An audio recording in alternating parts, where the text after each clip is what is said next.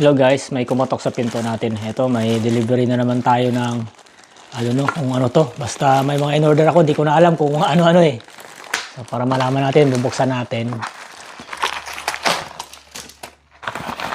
Ayun, yung Rotopax. Yung iba siguro alam na nila kung ano tong Rotopax. Yung iba naman na hindi pa nakakalam kung ano tong Rotopax. Flash ko na lang sa screen. So, ilalagay natin yan sa sasakyan natin. Removable siya na parang mini gallon, jerrycan gallon.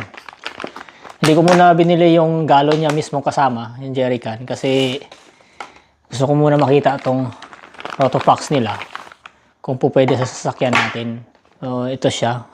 Bahala ko kasi itong, either way kung saan gagana. Meron naman kasi nabibili din na yung isang brand na ganito, parang ganito rin siya. Yan, yung Keon dito sa Australia.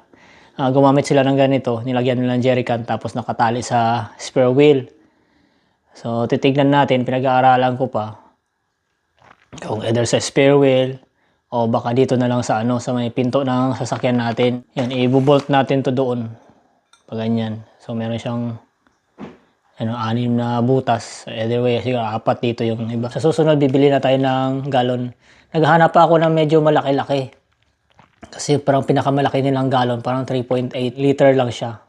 Gusto kong maglagay ng jerrycan sa likod. Meron namang isang brand, yung Kierga, made in Netherlands. So, nasa 4 liters naman yung gallon nila. Same wide, medyo mahaba lang ng konti. So, kasyang-kasya dun sa likod natin sa space. 3 klase to. Merong walang kasamang susi. Merong, yung may mahaba yata, pwede ka maglagay ng 2 gallon dito sa isang lagayan. Ito naman pang 1 gallon lang to. Tapos may susi yan. Hindi ko pa may sample sa inyo yung galon kung paano. Ayan, may susi, di siya mabuksan. Ito naman, ayan. Ito naman nakamount to dito. Ganyan siya. Tapos dito mo isasalpak yung jerrycan na may butas sa gitna. Isusuot mo siya dito sa gitna. Tapos may lock.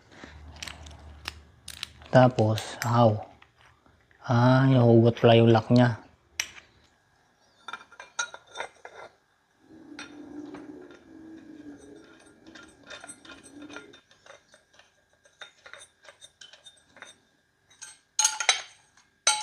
Abangan nyo na lang yung vlog nito sa susunod pag nakabili na tayo ng gallon din.